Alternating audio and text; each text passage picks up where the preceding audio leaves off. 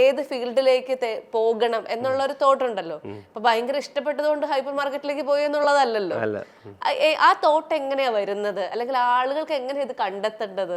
ഞാനൊക്കെ ഇപ്പൊ റീറ്റെയിലോട്ട് വന്നതെന്ന് പറഞ്ഞാൽ ഇപ്പൊ നമ്മൾ പ്രത്യേകിച്ച് ഒരു പഠിച്ചിട്ടോ ഒന്നുമല്ല. ഞാൻ ഈ പറഞ്ഞ പോലെ ഒരു എടുത്തിയാട്ടം തന്നെയായിരുന്നു.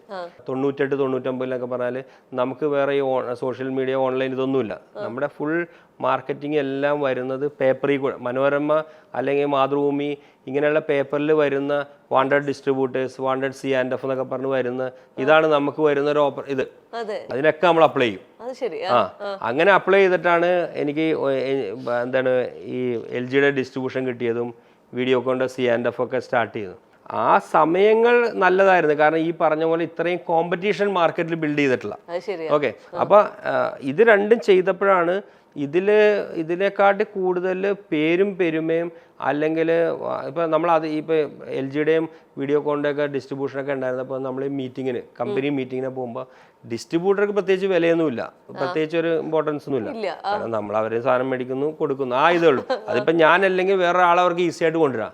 പക്ഷെ റീറ്റെയിലർക്ക്, റീറ്റെയിൽ ബ്രാൻഡിനാണ് ഏതൊരു കമ്പനി മീറ്റിങ്ങിന് പോയാലും ഒരു ഗമ. അവരെയാണ് ഇവർ താങ്ങി പിടിച്ചുകൊണ്ട് നടക്കുള്ളൂ. അപ്പൊ നമ്മൾ നോക്കുമ്പോൾ നമുക്കൊക്കെ ഒരു ഈഗോ, ഇതിലോട്ട് ഇറങ്ങിയാലേ ഉള്ളൂ. അപ്പൊ നമ്മുടെ വിചാരം അതിനാണ് ലാഭം. കാരണം ഇത്ര ചെയ്യുന്നു, അത്ര ചെയ്യുന്നു, ഈ പറഞ്ഞ പോലെ അതിന്റെ വലിയ വർക്കിങ്സ് ഒന്നും എടുത്തിട്ടൊന്നും അല്ല നമ്മൾ ചാടുന്നത്. അപ്പൊ ഒരു ഓപ്പർച്യൂണിറ്റി നമുക്കപ്പോൾ 2003 ആയപ്പോൾ ഒരു സ്റ്റോർ നമുക്ക് സ്റ്റേഡിയത്തിൽ GCDയുടെ ബിൽഡിംഗ് കിട്ടുന്നു.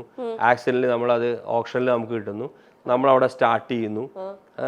അങ്ങനെയാണ് ഇതിലോട്ട് ഇറങ്ങിയേക്കുന്നത്. എല്ലാ ബിസിനസ്സും നമുക്ക് ലാഭകരമാക്കാൻ ഒരു പരിധി വരെ നമ്മൾ നല്ല രീതിയിൽ ബാക്കി ഹാർഡ് വർക്ക് ചെയ്താൽ പറ്റും. പക്ഷെ അതിൽ ഇൻവോൾവ് ആവാൻ പറ്റണം. ആ രീതിയിൽ ഫുള്ളി അതിൽ ഇൻവോൾവ് ആയിട്ട് ആദ്യ കാലങ്ങൾ അതൊരു ട്രാക്കിലോട്ട് ആവുന്നവരെ അതിൽ ഇൻവോൾവ് ആയി നിന്നതിനെ തീർച്ചയായും അതിലോട്ട് വരാൻ പറ്റും.